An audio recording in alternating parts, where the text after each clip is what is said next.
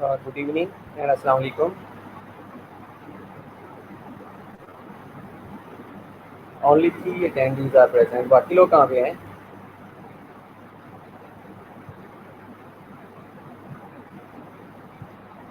Okay, so in the previous lecture we were discussing about the shock। तो जो आज हमने डिस्कस करना है उसमें हमने कार्डियोजेनिक शॉक के बारे में डिस्कस करना है। और starting of the cardiogenic shock हमने थोड़ा सा ओवरव्यू कर लेते हैं लास्ट लेक्चर के बारे में कि हमने लास्ट लेक्चर शॉक में क्या क्या डिस्कस किया था। Okay. तो इन द प्रीवियस लेक्चर हमने कुछ शॉक की स्टेजेस डिस्कस की थी। शॉक के बारे में ये पढ़ा था कि ये ब्लड प्रेशर ड्रिवन होती है, हाइपोपर्फियन जो हो रही होती है। और हाइपोपर्फियन क्या कर रही होती है? बेसिकली ये सेल इंजरी को लीड कर रही होती है। सेल इंजरी कैसे हो रही होती है कि जब ब्लड प्रेशर कम होगा, हाइपोटेंशन की कंडीशन होगी, स्ट्रोक वॉल्यूम कम होएगा, कार्डिक आउटपुट कम होएगी, कार्डिक आउटपुट कम होएगी, स्ट्रोक वॉल्यूम कम होएगा, एट एंड ब्लड प्रेशर कम होना शुरू हो जाएगा। ब्लड प्रेशर कम होएगा तो इस एरिया तक ब्लड प्रेशर कम पहुँचेगा। श्योर के वालेकुम अस्सलाम। ब्लड प्रेशर जब कम पहुंचेगा तो वी कैन से कि उस एरिया के अंदर हाइपोटेंशन की कंडीशन क्रिएट हो चुकी है। जब हाइपोटेंशन की कंडीशन क्रिएट होएगी तो मीनिंग टू से उस एरिया तक ऑक्सीजन कम पहुंचेगी। ऑक्सीजन कम पहुंचेगी तो वहाँ के जो वेस्ट मेटाबॉलिक वेस्ट प्रोडक्ट्स हैं जिनमें मेनली कार्बन डाइऑक्साइड है वो इलिमिनेट नहीं होगी। जब कार्बन डाइऑक्साइड इलिमिनेट नहीं होगी या aerobic respiration या aerobic metabolism will be converted into anaerobic metabolism as well as anaerobic respiration, so that will produce lactic acid। Pyruvic acid बनेगा, देन लैक्टिक एसिड बनेगा। लैक्टिक एसिड मेटाबॉलिक एसिडोसिस काज करता है और metabolic acidosis जैसे ही होगा तो वो सेल इंजरी को लीड कर रहा होता है बेसिकली। अगर इसके बाद हमने इसकी स्टेजेस के बारे में डिस्कस किया था। 3 स्टेजेस थी। 3 स्टेजेस में पहली जो स्टेज थी जिसमें हमने कहा था कि कंपनसेटरी मैकेनिज्म एक्टिवेट हो जाते हैं, और कंपनसेटरी मैकेनिज्म में हमने ये डिस्कस किया था कि 3 चीज़ों को मेंटेन किया जा रहा होता है। First one was circulatory volume, second one was blood pressure and third one was cardiac output. Okay, well इसके अलावा हमने ये कहा था कि बॉडी के अंदर, वालेकुम अस्सलाम बेटा, hope so you are fine. हमने ये कहा था कि वेजो कंस्ट्रक्शन होना शुरू हो जाती है, फाइट और फ्लाइट मोड एक्टिवेट हो जाता है। और जो कंपनसेटरी मैकेनिज्म्स हैं उसमें हमने रा सिस्टम के बारे में डिस्कस किया था कि किडनी कंपनसेट कर रही होती है। इसके अलावा हमने एडीएच के बारे में डिस्कस किया था। इंस्टेड ऑफ दैट हमने रेस्पिरेटरी सिस्टम के बारे में डिस्कस किया था कि रेस्पिरेटरी सिस्टम जो है ये भी कंपनसेट करवा रहा होता है, अपर वेंटिलेशन या हाइपो वेंटिलेशन करके। Third one was CVS, cardiovascular centre. Cardiovascular centre basically क्या कर रहा होता है? ये स्ट्रोक वॉल्यूम को मेंटेन करवा रहा होता है, कार्डिक आउटपुट को मेंटेन करवा रहा होता है और ब्लड प्रेशर को मेंटेन करवा रहा होता है। तो ये इस तरह तीनों जो सिस्टम है ये कंपनसेशन में हेल्प आउट करके, कंपनसेटरी मैकेनिज्म एक्टिवेट करके जो हाइपोपर्फियन की कंडीशन प्रोड्यूस हो चुकी होती है उनको मेंटेन कर रहे होते हैं, उनको लेवल को रिवर्स कर रहे होते हैं ताकि हाइपोपर्फियन की कंडीशन ना रहे और पेशेंट शॉक से प्रिवेंट किया जा सके। That was about stage one. अगर हम बात करें स्टेज टू के अंदर, ये that was the physiology as well as pathophysiology of stage one, जिसमें जैसे initial state leading to shock condition कोई भी क्रिएट होती है तो उसके रिजल्ट में हाइपोपर्फियन होती है या डिक्रीज टिश्यू परफियन होती है और डिक्रीज ऑक्सीडेशन होती है। वेल जैसे ये काम होता है तो उसके रिजल्ट में होम्योस्टैटिक मैकेनिज्म्स एक्टिवेट हो जाते हैं। होम्योस्टैटिक मैकेनिज्म में हार्ट है जिसको सीवीएस है, दूसरा रेस्पिरेटरी सिस्टम है, तीसरा इंपॉर्टेंट रीनल सिस्टम है। इसके अलावा बॉडी के अंदर कैटेकोलामाइंस रिलीज होते हैं, लाइक एपिनेफ्रिन होता है। ओके, नॉर एपिनेफ्रिन रिलीज होता है ऑल्सो। अब क्लियर हुई है आवाज़? नो डिवाइसेस के लिए। ओके, कैटेकोलामाइन रिलीज होते हैं। इसके अलावा कार्टिसोल के बारे में हमने डिस्कस किया था कि ये ग्लूकोनियोजेनेसिस करवा रहा होता है। Renal angiotensin ultrasound system activate हो चुका होता है। सोडियम और वाटर को रिटेन करवा रहा होता है, ये सोडियम और वाटर की रीअब्जॉर्प्शन करवा रहा होता है। इसके अलावा यूरिन आउटपुट डिक्रीज हो रही होती है, फ्लूइड बढ़ रहा होता है और साथ में रिस्टोरेशन ऑफ फ्लूइड वॉल्यूम, जो कि बॉडी के अंदर या ब्लड के अंदर फ्लूइड वॉल्यूम की डेफिशिएंसी हो चुकी थी वो नॉर्मलाइज हो रहा होता है। और उसके रिजल्ट में जो टिश्यू परफियन है उसको रिस्टोर किया जा रहा होता है और साथ में जो रेस्पिरेटरी सिस्टम है वो ऑक्सीजनेशन को मेंटेन करवा रहा होता है। वेल मेडिकल मैनेजमेंट में हमने ये देखा था कि अंडरलाइंग कॉज को आइडेंटिफाई करना है, उसके बाद एडिक्वेट ब्लड प्रेशर और टिश्यू प्रोटीन को मेंटेन करना होता है। स्टेज टू के बारे में हमने ये कहा था। ओके, स्टेज टू के बारे में हमने ये कहा था कि अगर इनमें से कोई भी एक सिस्टम फेल होना शुरू हो जाता है तो उसकी वजह से क्या होता है कि जैसे कार्डियक आउटपुट कम होएगी, कार्डियक आउटपुट जो सीवीएस है वो मेंटेन नहीं कर सकता, हाइपोपर्फियन की कंडीशन होना शुरू हो जाती है। तो उसके रिजल्ट में एट द एंड क्या होता है कि माइटोकॉन्ड्रियल डैमेज होता है, सेल डेथ होना शुरू हो जाती है। इसके अलावा न्यूक्लियस के अंदर डैमेज होना शुरू हो जाता है और न्यूक्लियस टिकनोसिस या कैरियो एक्सेस कैरियोलाइसिस की तरफ चला जाता है। ओके, आपको आवाज़ आ रही है, आप कंफर्म कीजिएगा।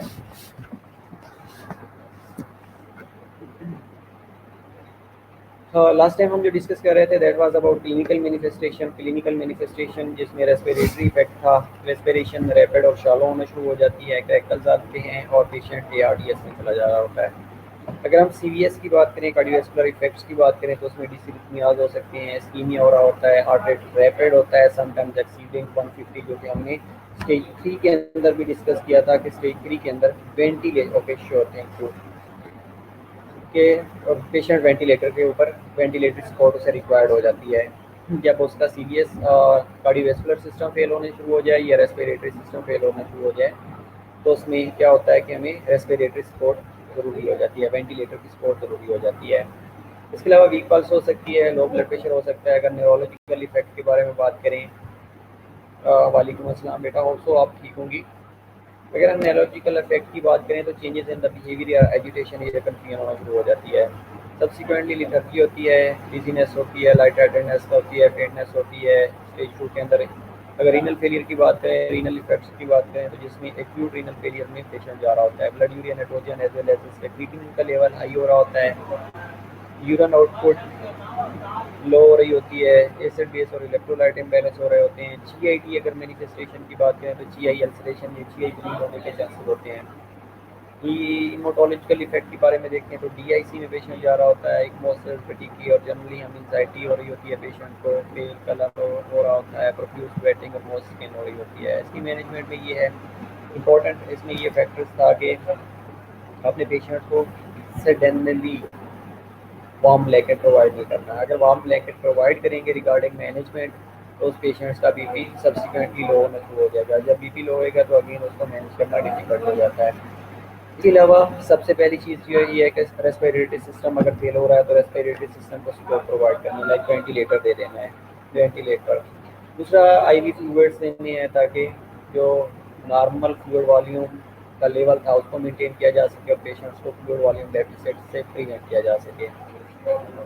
और थर्ड ये चीज़ है supporting pumping action of heart. Definitely इसमें आपने पंपिंग एक्शन ऑफ हार्ट में आइनोट्रोपिक एजेंट्स दे सकते हैं, एंट्रल न्यूट्रिशन सपोर्ट दे सकते हैं, hypoglycaemic control with IV insulation दे सकते हैं और एंसर्ट्स दे सकते हैं या एंटासिड्स दे सकते हैं, जो कि ऑलरेडी जीआईटी के अंदर due to anxiety due to shock HCL से ट्रीट हो चुका होता है, उसको डिस्ट्रैक्ट किया जा रहा होता है। इसके अलावा H2 रिसेप्टर्स बुलाकर दे रहे होते हैं, लेकिन मोस्टली रिमीटडीन है, रिमेटडीन है, नेसिटडीन है, लाइक ज़ेंटिक के नाम से पहले टेबलेट्स आ रही होती थी। और इसके अलावा पीपीआईज दे सकते हैं, प्रोटॉन पंप इनहिबिटर्स दे सकते हैं।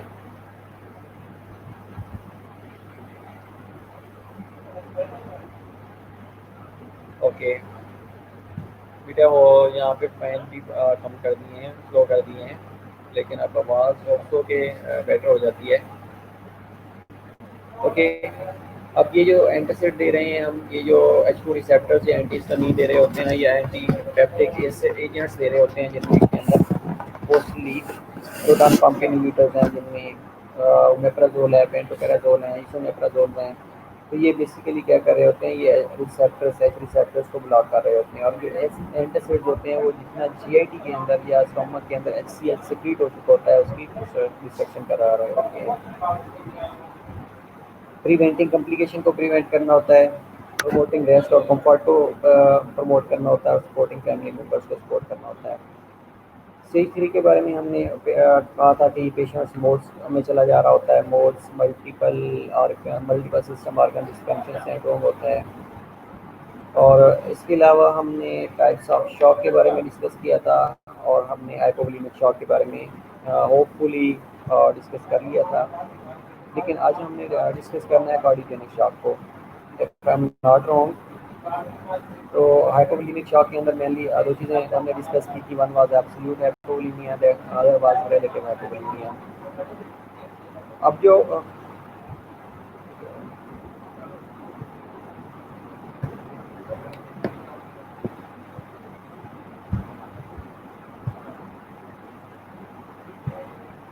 ओके, तो जो रिलेटिव हाइपोवोलेमिया और एब्सोल्यूट हाइपोवोलेमिया दोनों में डिफरेंस ये है कि जो एब्सोल्यूट हाइपोवोलेमिया होता है उसमें जो फ्लूइड है वो बॉडी से लॉस आउट हो रहा होता है। लेकिन जो रिलेटिव हाइपोवोलेमिया है उसमें फ्लूइड बॉडी के अंदर ही पड़ा होता है, लाइक थर्ड स्पेस के अंदर चला जाता है। एसाइटिस की फॉर्म में, प्लूरलिथियम की फॉर्म में, पेरिटोनाइटिस की फॉर्म में फ्लूइड बॉडी के अंदर ही पड़ा होता है। तो ये दोनों क्या करते हैं, दोनों मिलकर हाइपोवोलेमिया की कंडीशन काज करते हैं। हाइपोवोलेमिया जैसे ही होता है सर्कुलेटरी वॉल्यूम कम होना शुरू हो जाता है।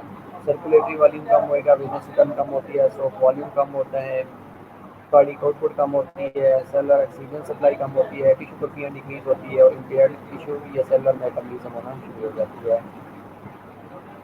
ओके, क्लिनिकल मैनिफेस्टेशन के बारे में हमने डिस्कस किया था कि एंजाइटी होती है, टेकिकार्डिया होता है, टेकिपनी होता है, इंक्रीज कार्बन डाइऑक्साइड हो रही होती है, तो वॉल्यूम कम होता है डेफिनेटली। इसके अलावा का यूरिन आउटपुट कम होती है। If the loss is more than 30% and blood volume is replaced. Medical management में हमने ये डिस्कस किया था कि लार्ज वॉल्यूम, लार्ज और आईवी एक्सेस लेनी है, हमने ये सीवीपी डाल देनी है पेशेंट को। उसके बाद आइसोटोनिक फ्लूइड जिसको देनी है। अब जो आइसोटोनिक फ्लूइड्स थे उसमें हमने नॉर्मल सलाइन के बारे में डिस्कस किया था, रिंगर लेक्टेट के बारे में डिस्कस किया था। या इसके अलावा प्लाज्मा एक्सपेंडर दे सकते हैं, ब्लड ट्रांसफ्यूजन दे सकते हैं, एंटीबायोटिक काफ़ी कंडीशन में देनी है अगर पेशेंट्स को इन्फेक्शन है या सेप्टिसीमिया में जाने के चांसेस है। फार्माकोलॉजिकल थेरेपी में वेजो एक्टिव मेडिकेशन दे रहे होते हैं, एंटीमेटिक्स दे रहे होते हैं और एंटी डायरियल दे रहे होते हैं। ओके, बेटा किन किन को आवाज़ नहीं आ रही? आवाज़ का प्रॉब्लम कहाँ पे आ रहा है?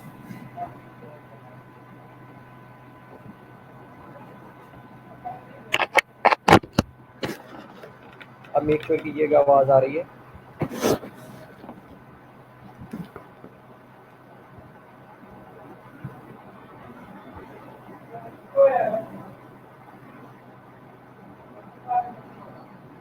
Okay, thank you.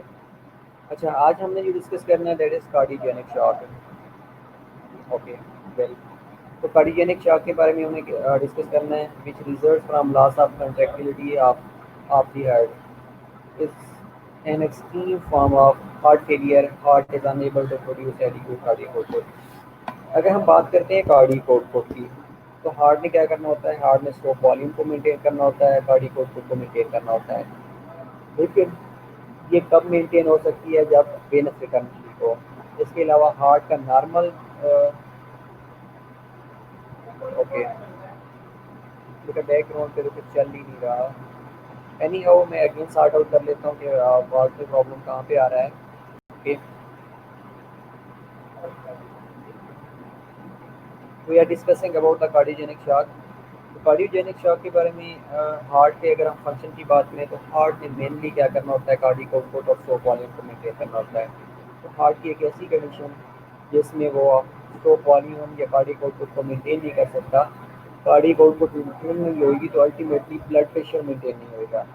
अगर ब्लड प्रेशर मेंटेन नहीं होगा तो उस एरिया के अंदर हाइपोटेंशन की कंडीशन प्रोड्यूस होना शुरू हो जाएगी। जैसे ही हाइपोटेंशन की कंडीशन प्रोड्यूस होगी तो वो हाइपोपर्फियन को लीड कर रहा होता है, हाइपोक्सिया को लीड कर रहा होता है और सेल इंजरी काज करवा रहा होता है, जिसमें heart is unable to produce adequate cardiac output है।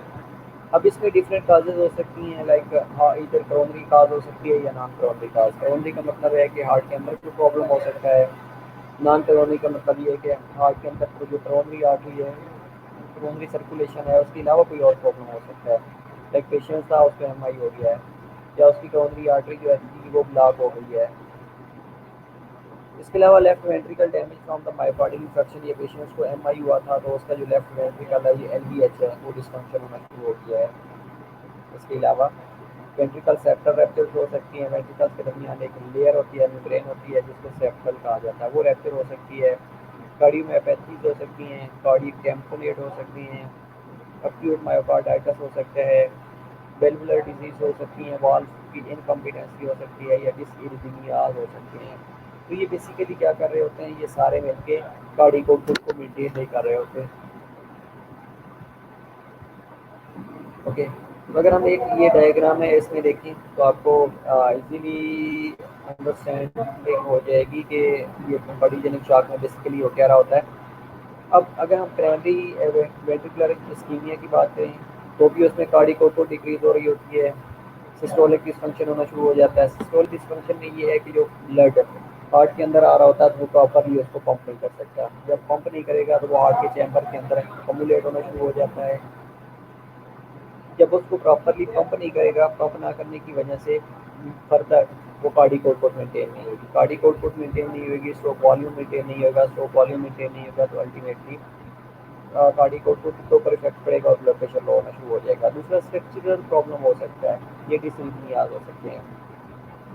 अब ये तीनों जो चीज़ें हैं, चाहे वो वेंट्रिकुलर इस्कीमिया हो सकता है, स्ट्रक्चरल कोई प्रॉब्लम हो सकता है या डिसरिथमियाज हो सकती हैं, तो ये सारे सिस्टम में सिस्टोलिक डिस्फंक्शन को लीड कर रहे होते हैं और उसके रिजल्ट में स्ट्रोक वॉल्यूम कम हो रहा होता है, कार्डियक आउटपुट कम होती है, कार्डियक आउटपुट कम होएगी तो अल्टीमेटली जो सेलुलर ऑक्सीजन सप्लाई है that will be reduce, tissue कैफीन कम होना शुरू हो जाएगी और इम्पेयर्ड सेलुलर मेटाबॉलिज्म हो जाती है। दूसरी कंडीशन ये होती है कि जब स्ट्रोक वॉल्यूम कम होएगा तो उसके रिजल्ट में डायस्टोलिक डिस्फंक्शन होना शुरू हो जाती है, हो सकता है हार्ट रेट बढ़ गया है। जब हार्ट रेट बढ़ेगा तो उसमें जो वेंट्रिकल्स हैं उनको प्रॉपर फिलिंग का टाइम नहीं मिलेगा, प्रॉपर फिलिंग का टाइम नहीं मिलेगा तो फिलिंग से वो प्रॉपर रिलैक्स नहीं होंगे, प्रॉपर रिलैक्स नहीं होंगे, प्रॉपर जब तक कंस्ट्रिक्ट नहीं होंगे तो वो ब्लड अपना नॉर्मली इंजेक्ट नहीं कर सकते और उनके अंदर सर्टेन अमाउंट ऑफ ब्लड रहना शुरू हो जाता है। तो जो डायस्टोलिक है इसकी डिस्फंक्शन होना शुरू हो जाएगा, पल्मोनरी प्रेशर बढ़ेगा, पल्मोनरी एडिमा होना शुरू हो जाएगा, जब पल्मोनरी एडिमा होगा तो अगेन ऑक्सीजनेशन में प्रॉब्लम होना शुरू हो जाएगा और जब ऑक्सीजनेशन का डिक्रीज होगी तो अल्टीमेटली हाइपोपर्फियन होगी और इम्पेयर्ड सेलुलर मेटाबॉलिज्म होना शुरू हो जाएगी। ओके, सेकेंड होता है इसकी, अगर हम क्लिनिकल मैनिफेस्टेशन के बारे में बात करें, वालेकुम अस्सलाम बेटा, होप तो आप ठीक होंगी। Clinical manifestation of cardiogenic shock के बारे में अगर हम बात करें तो इसमें systolic blood pressure less than 90 millimetre of mercury होना शुरू हो जाता है, MAP less than 70 millimetre of mercury हो रहा होता है, cardiac index less than 2.2 litre पर मिनट पर मीटर स्क्वायर होना शुरू हो जाती है, pulmonary arterial pressure greater than 80 millimetre of mercury होना शुरू हो जाता है। अगर हम हिस्ट्री की बात करें तो जो पेशेंट्स है वो शो करेगा cardio rapid pulse, narrow pulse pressure को शो कर रहा होता है, डिस्टेंडेड नेक पेन को शो कर रहा होता है, डिस्निया को शो कर रहा होता है, इंक्रीज रेस्पिरेटरी रेट होगा, क्रैकल्स आना शुरू हो सकते हैं, वीजिंग हो सकती है, डिसरिथमियाज होना शुरू हो जाते हैं, चेस्ट पेन होता है। अगर पेशेंट के कलर की बात करें तो वो पेल होता है, चेस्ट पेन हो रही होती है, ओलिगोरिया होता है,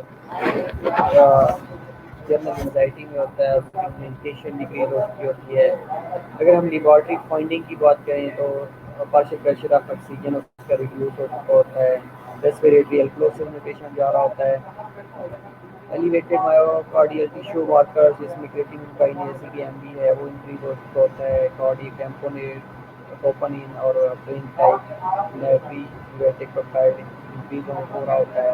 अगर रेडियोग्राफिक फाइंडिंग्स देखें तो इसमें कार्डियोमेगाली की चांसेस होते हैं, हार्ट की लाट होना शुरू हो जाता है और पल्मोनरी कंडीशन हो रही होती है पेशेंट्स को। अगर हम medical management of cardiogenic shock की बात करें तो मेनली फार्माकोलॉजिकल थेरेपी दी जाती है जिसमें डोपामीन है, डिब्यूटामीन है, निट्रोग्लाइसिन्स हैं, एपिनेफ्रिन्स हैं, फ्लोसिमर्स है, ताकि वॉल्यूम का जो ओवरलोड हार्ट के ऊपर है उसको कम किया जा सके। लाइक पेशेंट्स अगर हार्ट फेलियर के साथ है तो एंटी रिथमिक मेडिकेशन दी जा रही होती है, मैकेनिकल असिस्टेड डिवाइस दिए जा रहे होते हैं, इंट्रायोटिक बैलून पंप दिया जा रहा होता है, टेम्परेरी पेस मेकर डाला जा रहा होता है, परमानेंट पेस मेकर डाला जा रहा होता है। अगर ऐसे नोड के अंदर प्रॉब्लम आ जाता है, अगर ऐसे नोड प्रॉपर कंडक्शन नहीं कर रहा होता या इलेक्ट्रिकल एक्टिविटी जनरेट नहीं हो रही होती जैसे 60 टू 80 बीट्स पर मिनट के हिसाब से, ऐसे नोड से इलेक्ट्रिकल एक्टिविटी जनरेट हो रही होती है। अगर ऐसे नोड किसी वजह से फेल हो गया है या ऐसे नोड नॉर्मल फंक्शन नहीं कर रहा तो अगेन टेम्परेरी या परमानेंट बेस में कर डाला जाता है। इसके अलावा एंजियोग्राफी पेशेंट की कराई जा रही होती है, एंजियोप्लास्टी करवाई जा रही होती है और पेशेंट को कैबेज के लिए एडवाइस किया जा रहा होता है ताकि जो कॉज है कार्डियोजेनिक शॉक की उसको रूल आउट किया जा सके। राइट। उसके बाद हम जो डिस्कस करेंगे वो डिस्ट्रीब्यूटिव शॉक और सर्कुलेटरी शॉक होता है। The main mechanism underlying all distributive shock states and vasodilation that causes cooling in the peripheral blood. अब ये जो दो से तीन तरह के हम ब्लड शॉक पढ़ेंगे, इसके अंदर बेसिकली क्या हो रहा होता है कि ब्लड की कूलिंग होना शुरू हो जाती है। ओके, पेरिफेरल वेसोडाइलेशन होती है। पेरिफेरल वेसोडाइलेशन के रिजल्ट में ब्लड की पेरीफ्रीज के अंदर कूलिंग होना शुरू हो जाती है। जब ब्लड पेरीफ्रीज के अंदर कूलिंग होती है तो ये वेनस रिटर्न को डिक्रीज करवा रहे होते हैं। जब वेनस रिटर्न डिक्रीज होगी तो अल्टीमेटली उसके रिजल्ट में कार्डियक आउटपुट सस्टेन नहीं होगी। सस्टेन नहीं होगी तो वो लीड कर रहा होता है डिफरेंट टाइप्स ऑफ शॉक को। लाइक न्यूरोजेनिक शॉक है, vasodilation result from a loss of sympathetic innervation to the blood vessel. अब जो सिंपैथिक इनर्वेशन है, ये सिंपैथिक नर्वस सिस्टम है, ये जो ब्लड वेसल है उसका डायमीटर ज़्यादा डिक्रीज करवा रहा होता है, वेजो कंस्ट्रिक्शन बेसिकली करवा रहा होता है। अब अगर किसी वजह से सिंपैथिक नर्वस सिस्टम है वो ब्लॉक हो गया है, ये सिंपैथिक नर्वस सिस्टम की इनर्वेशन हो गई है, ये ऑटोनोमिक नर्वस सिस्टम डैमेज हो गया है, तो उसके रिजल्ट में जो ब्लड वेसल है उसका डायमीटर कम नहीं होएगा। जब ब्लड वेसल का डायमीटर कम नहीं होएगा तो ब्लड वेसल वेजो डायलेशन की कंडीशन में सस्टेन होगी। जब वेजो डायलेशन होगी तो अगेन जो वेनस रिटर्न है वो डिक्रीज होना शुरू हो जाएगी। दूसरा एनाफिलेक्टिक और सेप्टिक शॉक में क्या होता है कि vasodilation results from presence of vasodilating substances in the blood. अब इसमें क्या होता है कि एनाफिलेक्टिक शॉक हो या सेप्टिक शॉक हो तो वेसोडाइलेटरी सब्सटेंसेस जो हैं ये ब्लड के अंदर अकोमोडेट होना शुरू हो जाते हैं। जैसे वेसोडाइलेशन होती है तो अगेन ब्लड की कूलिंग होना शुरू हो जाती है, डिफरेंट या पेरिफेरल सिस्टम के अंदर ब्लड कूलिंग होना शुरू हो जाती है। और ये जो कार्डियक आउटपुट है ये वेनस रिटर्न को डिक्रीज करवा के कार्डियक आउटपुट को डिक्रीज करवा रहे होते हैं। अगर हम रिस्पेक्टेड ऑफ सर्कुलेटरी शॉक में देखें तो इसमें मेनली इम्यूनोसप्रेशन के सॉरी, अगर सेप्टिक शॉक की बात करें तो इम्यूनोसप्रेशन पेशेंट होगा। Extreme age of less than या तो 1 ईयर होगा या मोर देन 65 ईयर उसकी एज होती है। माल न्यूरिश्ड होएगा, क्रोनिक इलनेस के साथ होएगा, इन्वेसिव प्रोसीजर्स की वजह से हो सकता है सेप्टिसीमिया में चला गया हो। इसके अलावा अगर हम न्यूरोजेनिक शॉक की बात करें तो न्यूरोजेनिक शॉक में स्पाइनल कॉर्ड इंजरी होने के चांसेस होते हैं। ओके, स्पाइनल इंसीजिया मेनली प्रॉब्लम काज कर रहा होता है। डिप्रेशन एक्शन ऑफ मेडिकेशन, वो मेडिकेशन जो कि डिप्रेशन को लीड कर रही होती हैं। Glucose deficiency. एनाफिलेक्टिक शॉक की अगर बात करें तो हो सकता है पेनिसिलिन सेंसिटिविटी रिएक्शन हो सकती हैं, ट्रांसफियन रिएक्शन हो सकते हैं, हीट स्टिंग एलर्जी हो सकती है, लेटेक्स सेंसिटिविटी हो सकती है, severe allergy to some food और मेडिकेशन हो सकती है। तो ये रिस्क फैक्टर्स होते हैं जिसकी वजह से सेप्टिक शॉक हो रहा होता है, एनाफिलेक्टिक शॉक हो रहा होता है और न्यूरोजेनिक शॉक हो रहा होता है। ओके, तो अब इसकी हम अगर पैथोफिजियोलॉजी देखें तो कोई प्रेसिपिटेटिंग फैक्टर कोई भी हो सकता है वो सेप्टिसीमिया की वजह से था, हो सकता है वो एनाफिलेक्टिक रिएक्शन की वजह से था। तो ये क्या करता है कि वेसोडाइलेशन काज करवा रहा होता है। इसके रिजल्ट में activation of inflammatory response activate होना शुरू हो जाते हैं, माल डिस्ट्रीब्यूशन ऑफ ब्लड होना शुरू हो जाती है, यानी ब्लड की कूलिंग होना शुरू हो जाती है। जैसे ब्लड की कूलिंग होएगी, ब्लड की कूलिंग होने के रिजल्ट में वेनस रिटर्न कम होना शुरू हो जाती है। वेनस रिटर्न कम होएगी अल्टीमेटली जो कार्डियक आउटपुट है वो कम होना शुरू हो जाएगी। कार्डियक आउटपुट कम होएगी तो हाइपोटेंशन की कंडीशन प्रोड्यूस होती है। जब हाइपोटेंशन की कंडीशन प्रोड्यूस होएगी तो ये जो टिश्यू परफियन है उसको डिक्रीज करा देगा, तो डिक्रीज टिश्यू परफियन होना शुरू हो जाती है। प्रेसिपिटेटिंग फैक्टर, ये प्रेसिपिटेटिंग इवेंट कोई भी हो सकता है। वेसोडाइलेशन काज करेगा, वेसोडाइलेशन काज करने के रिजल्ट में activation of inflammatory response activate होएगा, माल डिस्ट्रीब्यूशन ऑफ ब्लड वॉल्यूम होएगी, वेनस रिटर्न कम होना शुरू हो जाएगी, कार्डियक आउटपुट कम होएगी, उसके रिजल्ट में टिश्यू परफियन कम हो जाएगी।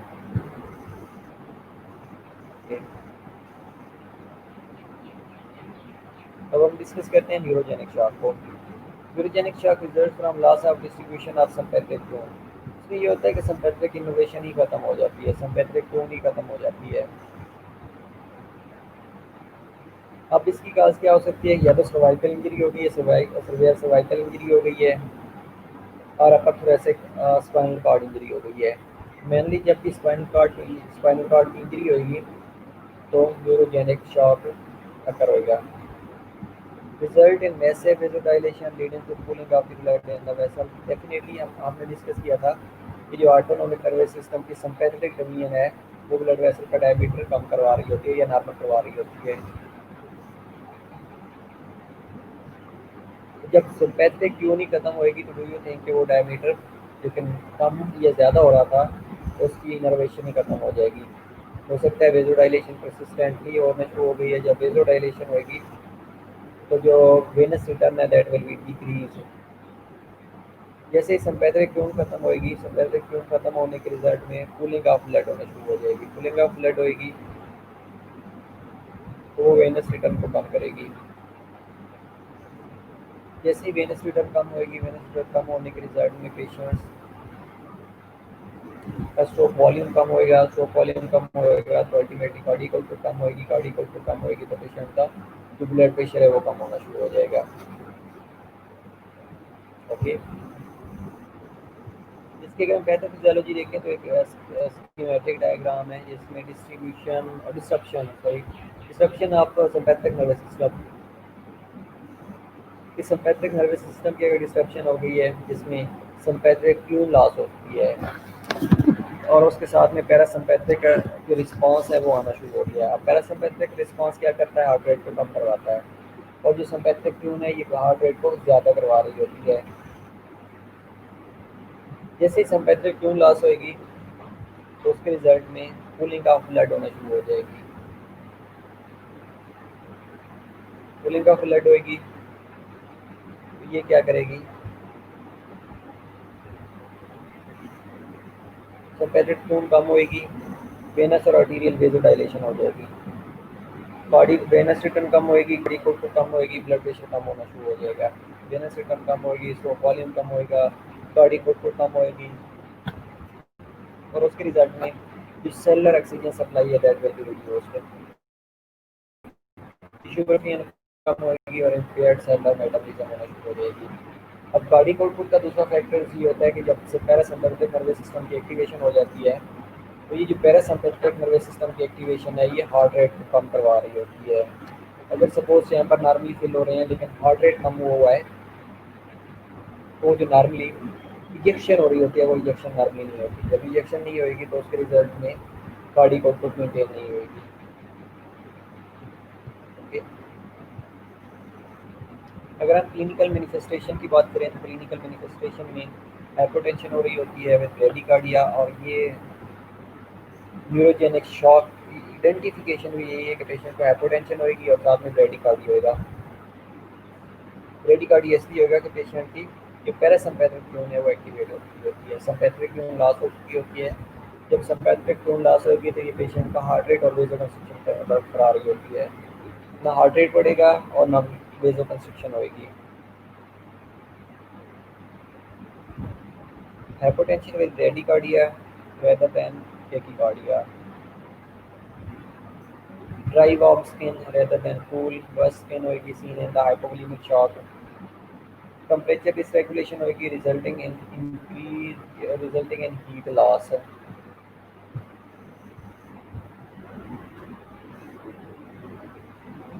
अगर हम मेडिकल मैनेजमेंट के बारे में डिस्कस करें तो मेडिकल मैनेजमेंट स्पाइनल कॉर्ड की अगर इंजरी है तो उसको स्टेबलाइज करना होता है, और in the instant of spinal anaesthesia fluid replacement की जा रही होती है। इसके अलावा वेजो कंस्ट्रक्टर दिए जा रहे होते हैं, या एंट्रल पेसिंग जिस तरह टेम्परेरी पेस मेकर या परमानेंट पेस मेकर डाले जा रहे होते हैं ताकि जो टेडिकार्डिया है उसको ठीक किया जा सके। इसके अलावा एनाफिलैक्टिक शॉक है। अगर हम एनाफिलैक्टिक शॉक की बात करें तो anaphylactic shock occurs due to an allergic reaction. अब ये जो एलर्जिक रिएक्शन होता है ये किसी भी एंटीजन की वजह से हो सकता है, कोई सर्टेन एंटीजन हो सकता है, एंटीजन एंटीबॉडी रिएक्शन हो सकता है, कोई भी हाइपर सेंसिटिविटी रिएक्शन हो सकता है, जिसकी वजह से एनाफ्लेक्सिस में इधर इम्यूनोग्लोबुलिन आईजी इंड्यूस हो सकता है या नॉन आईजी इमीडिएटेड हो सकता है या नॉन आईजीई इंड्यूस्ड हो सकता है। एक्यूट लाइफ थ्रेटनिंग कंडीशन या हाइपर सेंसिटिविटी रिएक्शन अकर हो सकती है, जिसके अंदर मेनली मैसिव वेजोडाइलेशन है, रिलीज ऑफ मीडिएटर्स हैं, ये इंक्रीज कैपिलरी परमिबिलिटी या कैपिलरी परमिबिलिटी इंक्रीज हो जाती है। इसके अलावा अगर हम इसका मैकेनिज्म देखें, ओके, ये जो एक्सटर्नल पेस मेकर डाला जाता है ये pacemaker temporary pacemaker होता है। टम्परेरी पेस मेकर डालने का मकसद यही होता है कि जब हम पता चल जाता है कि ऐसे नोड है वो नॉर्मल फंक्शन नहीं कर रहा, ऐसे node basically conduction system of the heart को मेंटेन करा रहा होता है, इलेक्ट्रिकल एक्टिविटी जो कि 60 टू 80 बीट्स पर मिनट के हिसाब से जनरेट हो रही होती हैं। तो जो एक्सटर्नल पेस मेकर है ये क्या करता है कि उसकी कार्डियक कंडक्टिविटी है, कंडक्टिविटी है, ऐसे नोड से जो इलेक्ट्रिकल एक्टिविटी जनरेट हो रही होती है वो ज़्यादा करवा देता है। अब 20% जो सिम्पैथिक नर्वस सिस्टम है ये हार्ट के ऊपर इफेक्ट कर रहा होता है। जब सिम्पैथिक डिवीजन अपना सिम्पैथिक रूल लॉस कर देगी तो वो नॉर्मली जो हार्ट रेट इंक्रीज़ होना था वो इंक्रीज़ नहीं होता, तो मज़ीद स्ट्रोक वॉल्यूम को कम करवा रही होती है, कार्डियक आउटपुट को कम करवा रही होती है। तो ये जो टेम्परेरी पेस मेकर है ये हार्ट रेट को बढ़ा के हार्ट साइनस रिदम की तरफ लेके जा रहा होता है basically. Okay, hope so you get my point. अगर मैकेनिज्म अब हम एनाफिलैक्सिस की बात करें तो आईजी मीडिएटेड एनाफिलैक्सिस होता है, immune response to specific antigen होना शुरू हो जाता है। First time immune system is expose to antigen, a very specific Ig antibody is form and circulate in the blood. जब फर्स्ट टाइम कोई एंटीजन का एक्सपोजर होता है तो उसके रिजल्ट में okay welcome Ig antibody produce हो जाती है बॉडी के अंदर और ये ब्लड के अंदर सर्कुलेट करना शुरू कर देती है। जब सेकेंड एक्सपोजर होता है तो ये with this antigen, the antigen binds to that circulating IgE which can activate the immune system, triggering the release of chemical mediators that initiate anaphylaxis. Okay. Again, हमने ये डिस्कस किया है कि जब फर्स्ट टाइम एंटीजन का exposure होता है तो उसके रिजल्ट में IgE एंटीबॉडी रिलीज हो जाती है। रिलीज होने के बाद ये ब्लड के अंदर सर्कुलेट कर रही होती है। जब सेकेंड टाइम एंटीजन का एक्सपोजर होता है तो ये जो सर्कुलेटिंग एंटीबॉडी है ये उस एंटीजन के साथ अटैच होती है और इम्यून सिस्टम को एक्टिवेट कर देती है और उसके रिजल्ट में केमिकल मीडिएटर्स रिलीज होना शुरू हो जाते हैं जो कि एनाफिलैक्सिस को इनिशिएट करवा रहे होते हैं।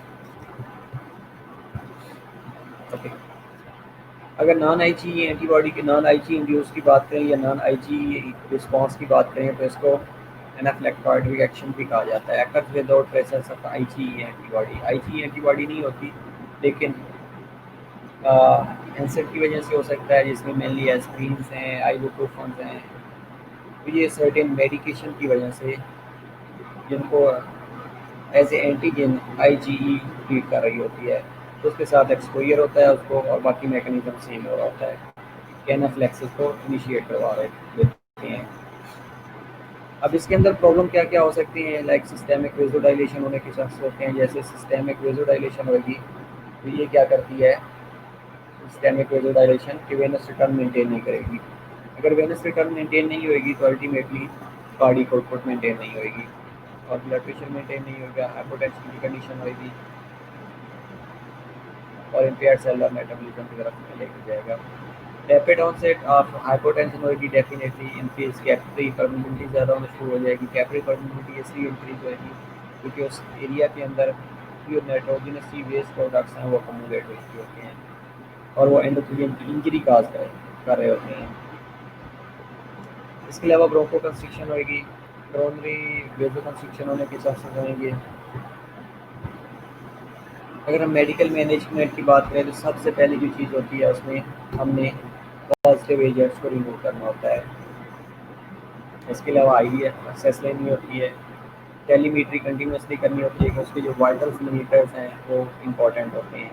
लाइक उसका हार्ट रेट ब्लड प्रेशर के साथ मैच कर रहा है नहीं कर रहा, या फीवर दे रहे हैं तो उसका जो ब्लड प्रेशर है वो इम्प्रूव हो रहा है या नहीं हो रहा, टेलीमेट्री। ऑक्सीजन थेरेपी अगर इंडिकेटेड है तो वो स्टार्ट कर देनी होती है। इसमें मेनली एंटीहिस्टामिन एवल या क्लोरफेनिरामिन फिनरामिन दिया जा रहा होता है और उसके साथ सोलो पार्ट दिया जा रहा होता है हाइड्रोकॉर्टिसोन। अगर मैकेनिकल वेंटिलेशन या इंटुबेशन की ज़रूरत पड़ती है तो पेशेंट को इंटुबेट कर दिया जाता है और आइनोट्रोपिक सपोर्ट्स के साथ पेशेंट्स को मैनेज कर लिया जाता है। ओके, इसके अलावा सेप्टिक शॉक है। बेसिकली जो सेप्टिक शॉक है ये mostly common type of circulatory shock is common in wide spread of infection. ये बॉडी के अंदर बहुत ज़्यादा इन्फेक्शन फैल चुका होता है तो उस वजह से सेप्टिक शॉक हो रहा होता है, लाइक सेप्टिसीमिया हो गया है। अब septic shock is equal to presence of sepsis with hypotension. जब सेप्सिस होगी सेप्टिसीमिया होएगा तो ये अगेन ब्लड वेसल को डैमेज करना शुरू कर देता है, वेस्कुलर परमिबिलिटी बढ़ाता है। वेस्कुलर परमिबिलिटी बढ़ेगी तो जो फ्लूइड है वो लीक आउट होकर सर्फेस में जाता है, इसके साथ फिलिंग ऑफ ब्लड होना शुरू हो जाती है। Septic shock, presence of sepsis with hypotension despite fluid resuscitation plus presence of tissue trophine and abnormalities. Mortality rate is high as 50%. Primary जो पॉजिटिव ऑर्गेनिजम्स हैं जिनमें ग्राम नेगेटिव और ग्राम पॉजिटिव बैक्टीरिया आते हैं। Endotoxins also stimulate the inflammatory response. तो endotoxin की inflammatory response को activate कर देती हैं। ये अगर हम सेप्टिक शॉक की पैथोफिजियोलॉजी के बारे में डिस्कस करें तो ये एक स्कीमेटिक डायग्राम है जो आपको इजीली अंडरस्टैंड करने में हेल्प कर सकती है। इसके अंदर इन्वेडिंग माइक्रो ऑर्गेनिज्म कोई भी हो सकता है, ग्राम पॉजिटिव हो सकता है, मेनली ग्राम पॉजिटिव होता या बेसलाइज सेप्टिसीमिया काज कर रहे होते हैं। अब इसने ट्रैकर कैसे करना है कि जैसे ही इसमें सर्कुलेशन के अंदर जाना है तो इसमें एक साइटोकाइंस को रिलीज करवाना शुरू कर देना है। इसके साथ ह्यूमन नेक्रोटिक फैक्टर्स रिलीज होते हैं, इंटरलोकन 1 और 2 रिलीज होना शुरू हो जाते हैं। Other pro inflammatory cytokines release होते हैं और ये मायोकार्डियल डिप्रेशन को लीड कर रहे होते हैं। अल्टीमेटली जब मायोकार्डियल डिप्रेशन होगी तो पेशेंट की जो स्ट्रोक वॉल्यूम है, कार्डियक आउटपुट है वो मेंटेन नहीं होगी। इसके अलावा ब्लड वेसल की जो इनर लेयर होती है एंडोथेलियम उसको डैमेज करेगी। Activation of CNS and endocrine system की एक्टिवेशन होगी, सिलेक्टिव वेजो कंस्ट्रिक्शन होना शुरू हो जाएगी। हाइपर मेटाबॉलिक स्टेट होगी, increase cellular oxygen demand increase हो जाएगी, टिश्यू ट्रोफिन डिक्रीज होगी और इम्पेयर्ड सेलुलर मेटाबॉलिज्म होना शुरू हो जाएगी। दूसरा, जैसे ही एंडोथेलियम डैमेज होएगा तो उसके साथ माइक्रो एम्बोलाई करना शुरू हो जाएंगे। सांस नाल की और डेब्रीज हैं या जो एंडोथेलियम डैमेज हुई थी उसके जो पार्टिकल्स हैं वो सर्कुलेट करेंगे ब्लड के अंदर। इसके अलावा जैसे ही ह्यूमन न्यूक्लियोटाइड फैक्टर्स जो इंटरल्यूकन रिलीज होते हैं तो ये कैपिलरी परमिबिलिटी को बढ़ा रहे होते हैं और साथ में पेरिफेरल वेसोडाइलेशन काज करवा रहे होते हैं। तो ये सारे मिलके माल डिस्ट्रीब्यूशन ऑफ सर्कुलेटरी वॉल्यूम को करेंगे। Sir mall distribution of circulatory volume कैसे होगा तो उसके रिजल्ट में जो सेलुलर ऑक्सीजन सप्लाई है वो कम होना शुरू हो जाएगी, टिश्यू प्रोटीन कम होगी और जो सेलुलर मेटाबॉलिज्म है डिफरेंट टर्म्स होती हैं जो कि सेप्टिक शॉक में यूज़ हो रही होती हैं, जिसमें बैक्टीरियमिया है, सेप्टिसीमिया है, एंडोटॉक्सिमिया है और एंडोटॉक्सिन है। अब बैक्टीरियमिया बेसिकली क्या होता है, presence of bacteria in the blood. तो जब ब्लड के अंदर बैक्टीरिया प्रेजेंट होंगे तो उसको कहा जाता है ये बैक्टीरियमिया है। Septicaemia bacteria present in the circulation and they are actively multiplying bacteria using blood as cultures. Endotoxaemia होता है endotoxins in the blood. Endotoxins are toxic substances which are integral part of outer lipid membrane of the gram-negative bacteria and easily released when the bacteria dies. They are heat stable due to lipopolysaccharides. They did not produce antibody. और जो endotoxins होते हैं release by the living bacteria, release by both gram positive और gram negative bacteria, they are heat liable and antibody produced against it.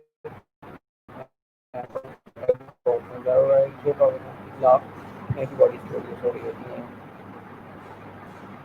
इसके अलावा drugs होते हैं like जिस तरह टेटनस टॉक्साइड है altered in such a way that they cannot cause the disease but still can activate the immune system. जिस तरह tetanus toxoid है, अगर कहीं पे कोई ऐसा अगर रोड ट्रैफिक एक्सीडेंट हो जाता है तो ये भी टॉक्साइड की फॉर्म में दिया जाता है। ये सिर्फ डिजीज़ काज नहीं करता बल्कि इम्यून सिस्टम को एक्टिवेट कर देता है। पाइमा हो सकता है पास ऑन द ब्लड, पाइमा हो सकता है क्योंकि localise collection of pass in the endothelium या in the area.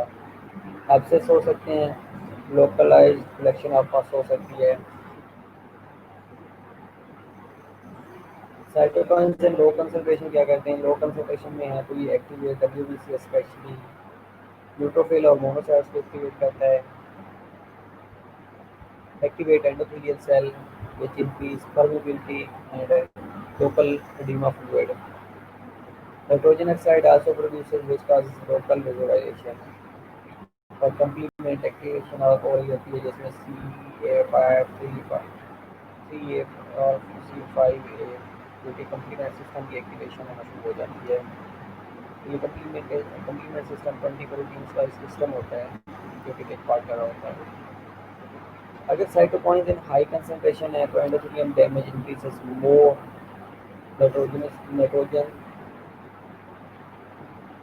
oxide produces which causes severe vasodilation and causing cooling of the blood. अगर हाई कंसंट्रेशन में है ओके तो ये कूलिंग ऑफ ब्लड काज कर रहे होते हैं। Platelet activating factors also increase which causes generalized inflammation. इसके अलावा डीआईसी हो सकता है जिसमें platelet activating factors and activated endothelial cell activate the coagulation system. When the coagulation system activated, all coagulation factors are consumed. Definitely जब coagulation system activate होगा तो जितने भी coagulatory factors हैं वो कंज्यूम होना शुरू हो जाएंगे। Plasminogen converted into plasmin and plasmin start breaking down fibrin और fibrin जहाँ पे clot formation करनी होती है या mesh करना होता है तो उसकी ब्रेक डाउन करवाना शुरू कर देते हैं। अगर हम क्लिनिकल मैनिफेस्टेशन की बात करें तो early stage of septic shock BP may remain within normal limits or hypotension but responsive to it. Heart और respiratory rate elevated होएगा, increase होएगा, high cardiac output होएगी with vasodilation.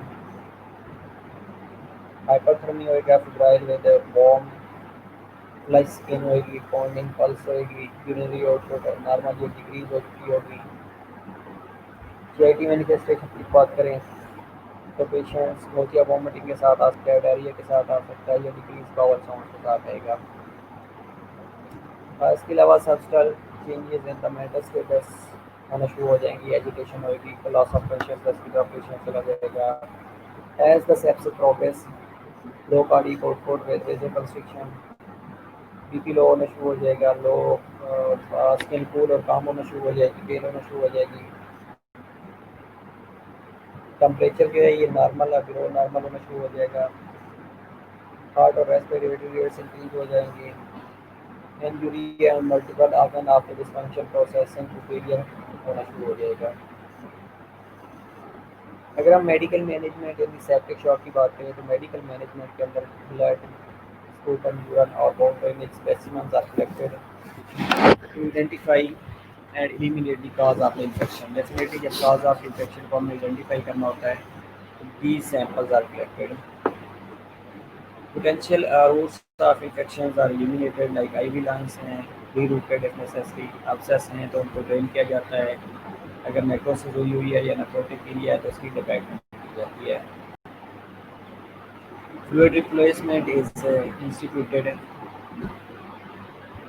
इसके अलावा ब्रॉड स्पेक्ट्रम एंटीबायोटिक्स दिए जाते हैं जिनमें सेफलोस्पोरिन्स हैं, यथार्जिनेशन है, सेफ्लोरिडोन्स टाइप्स हैं और started recombinant human activated protein administered to the patients with end organ dysfunction and high risk of death। अगर patients हैं जिनके अंदर organ transplantation हुई है, rejection हो गई है तो उनको broad spectrum antibiotics as well as immunosuppressants drugs दी जा रही होती हैं।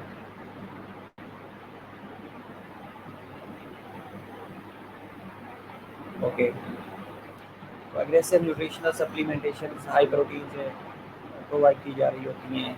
इसके अलावा enteral treatments are preferred. Okay.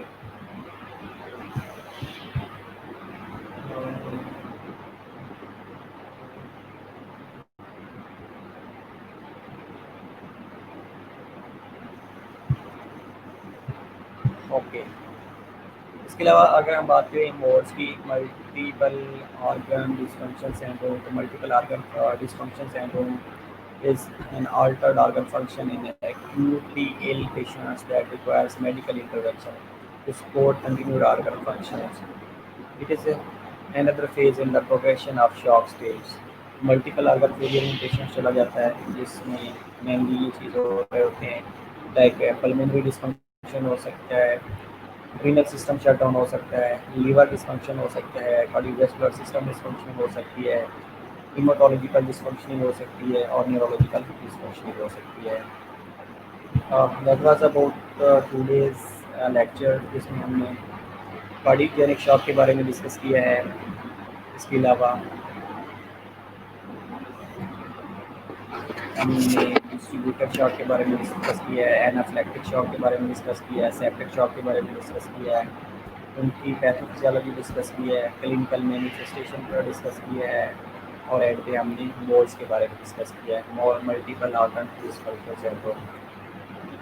और तो टुडे अगर आपके पास कोई भी क्वेरी है तो you can ask me on the WhatsApp as well as in that online session.